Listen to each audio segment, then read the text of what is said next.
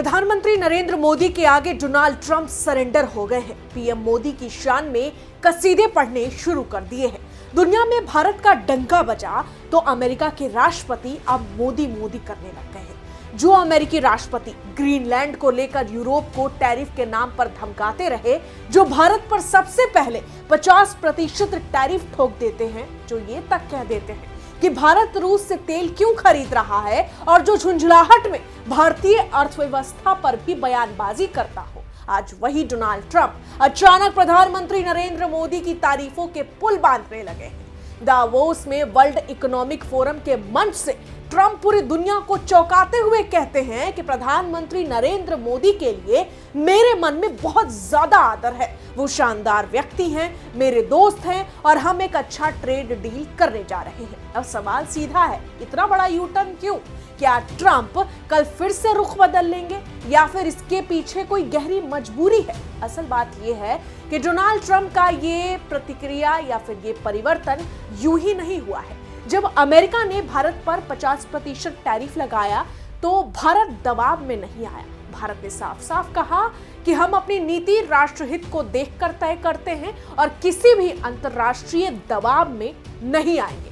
यहीं से अमेरिका को पहला संकेत मिल गया था कि भारत अब झुकने वाला नहीं है। इसके बाद आता है ऑपरेशन सिंदूर। ऑपरेशन सिंदूर के दौरान डोनाल्ड ट्रंप ने जिस तरह का हल्कापन दिखाया, बार बार सीज फायर की रट लगाई, कभी नोबेल पीस प्राइज की बात की, कभी वेनेजुएला के राष्ट्रपति को उठा लेते हैं, ग्रीनलैंड हड़पने की कोशिशों में लगे हैं, तो कभी ईरान को धमकाने में मस्त रहे। लेकिन प्रधानमंत्री नरेंद्र मोदी ने इस हल्केपन को सबसे पहले समझ लिया और उसी हिसाब से भारत ने अपनी रणनीतिक तैयारी शुरू कर दी।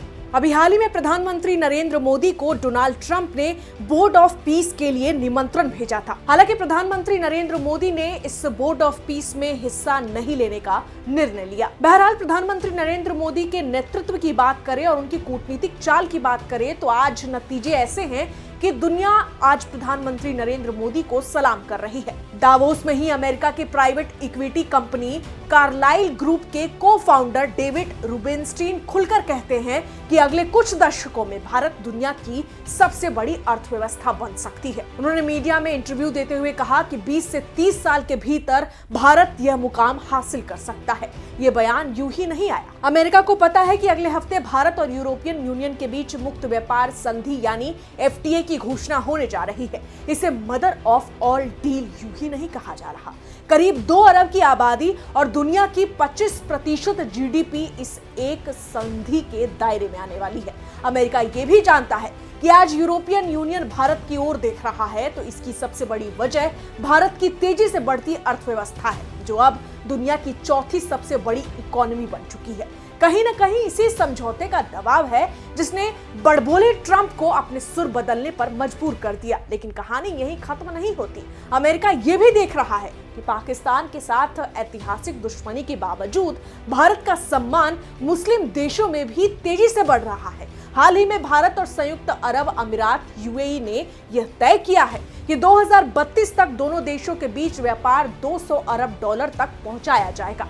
ट्रंप प्रशासन की नजरों से ये बात भी नहीं बची है। भारत अब सिर्फ आर्थिक ताकत बनकर ही नहीं उभर रहा, बल्कि रक्षा क्षेत्र में भी दुनिया को झुका रहा है। जो रक्षा सौदे पहले मजबूरी में होते थे, आज भारत उन्हें अपनी शर्तों पर करवा रहा है। इसकी नींव है आत्मनिर्भर भारत। यही वजह है कि भारत और UAE ने पहली बार रणनीतिक रक्षा साझेदारी के लिए हाथ मिलाया है। और यही नहीं, भारत और यूरोपियन यूनियन भी नई सिक्योरिटी और डिफेंस पार्टनरशिप के लिए राजी हो गए हैं, जिस पर अगले हफ्ते यूरोपियन यूनियन के नेताओं की भारत यात्रा के दौरान हस्ताक्षर होने वाले हैं। अब पूरी तस्वीर देखिए। एक तरफ डोनाल्ड ट्रंप हैं, जो कभी 50% टैरिफ की धमकी देते हैं, कभी ऑपरेशन सिंदूर में सीज फायर का राग अलापते हैं, तो कभी दुनिया के अलग अलग मुद्दों में भटके रहते हैं। और दूसरी तरफ हैं प्रधानमंत्री नरेंद्र मोदी, भारत के प्रधानमंत्री, जिनके नेतृत्व में भारत बदलती हुई तस्वीर दिखा रहा है, जहां बदलती जियोपॉलिटिक्स के हिसाब से दुनिया की हर बड़ी ताकत के साथ आज भारत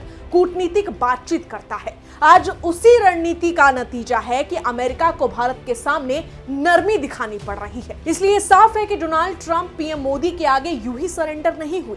ये भारत की बढ़ती ताकत का असर है, ये भारत की संतुलित कूटनीति का नतीजा है और ये संकेत है कि आने वाला समय भारत का होने वाला है। बहरहाल इस पूरी खबर में इतना ही, लेकिन आप इस पूरी विश्लेषण को कैसे देखते हैं, आपकी क्या प्रतिक्रिया है, कमेंट में जरूर लिखें। मैं आपके साथ रंजना उपाध्याय, आप देख रहे हैं HC न्यूज। धन्यवाद।